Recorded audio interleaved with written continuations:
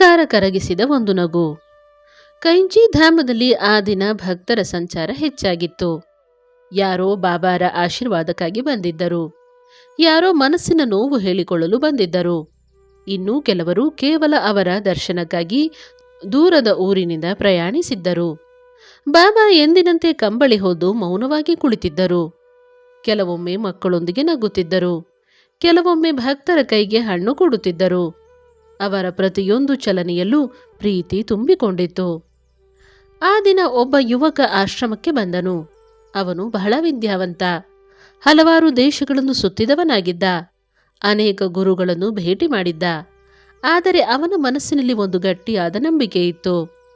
ಆ ಕಾಲದಲ್ಲಿ ನಿಜವಾದ ಸಂತರು ಯಾರೂ ಇಲ್ಲ, ಜನರ ನಂಬಿಕೆಯನ್ನು ಬಳಸಿಕೊಂಡು ಪ್ರಸಿದ್ಧರಾಗುತ್ತಾರೆ ಎಂದು.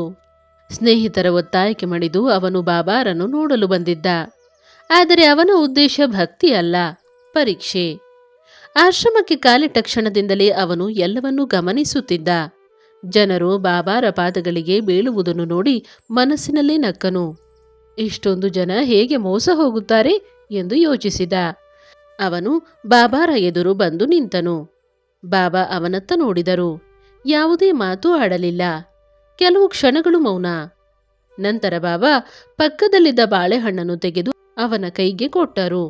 ಮೊದಲು ಇದನ್ನು ತಿನ್ನು. ಯುವಕನಿಗೆ ಆಶ್ಚರ್ಯವಾಯಿತು. ನಾನು ಪ್ರಶ್ನೆ ಕೇಳಲು ಬಂದಿದ್ದೇನೆ, ಇವರು ನನಗೆ ಹಣ್ಣು ಕೊಡುತ್ತಿದ್ದಾರೆ. ಅವನು ಹಣ್ಣನ್ನು ತಿನ್ನದೆ ಕೈಯಲ್ಲೇ ಹಿಡಿದ. ಬಾಬಾ ಮತ್ತೆ ನಗುತ್ತಾ ಹೇಳಿದರು, ಹೊರಗಿನ ಸಿಪ್ಪೆ ನೋಡಿ ಒಳಗಿನ ಹಣ್ಣಿನ ರುಚಿ ಗೊತ್ತಾಗುವುದಿಲ್ಲ. ಆ ಮಾತು ಕೇಳಿ ಅವನಿಗೆ ವಿಚಿತ್ರವಾಯಿತು.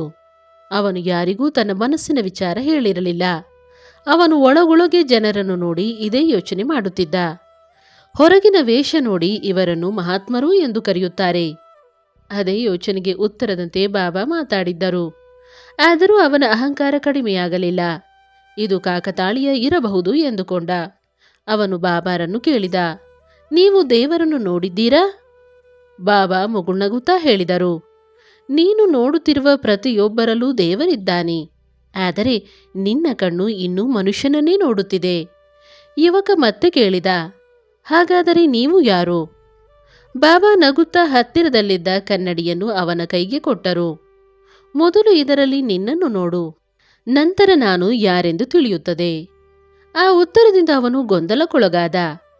ಆಶ್ರಮದ ಹೊರಗೆ ಹೋಗಿ ಒಂದು ಮರದ ಕೆಳಗೆ ಕುಳಿತ. ಅವನು ದಿನವಿಡೀ ಬಾಬಾರ ಮಾತುಗಳನ್ನೇ ನೆನಪಿಸಿಕೊಳ್ಳುತ್ತಿದ್ದ. ಹೊರಗಿನ ಸಿಪ್ಪೆ ನೋಡಿ ಒಳಗಿನ ಹಣ್ಣಿನ ರುಚಿ ಗೊತ್ತಾಗುವುದಿಲ್ಲ.